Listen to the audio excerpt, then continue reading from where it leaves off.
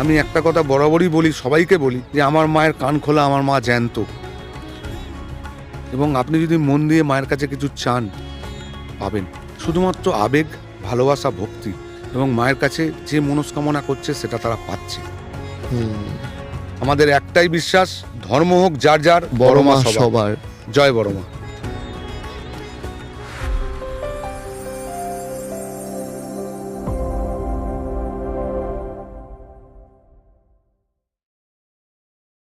আমরা বহু কাহিনী শুনেছি, যেগুলো অলৌকিক কাহিনী, যেগুলো হয়তো বাস্তবে সম্ভব না, কিন্তু মায়ের কৃপায় সেগুলো হয়েছে।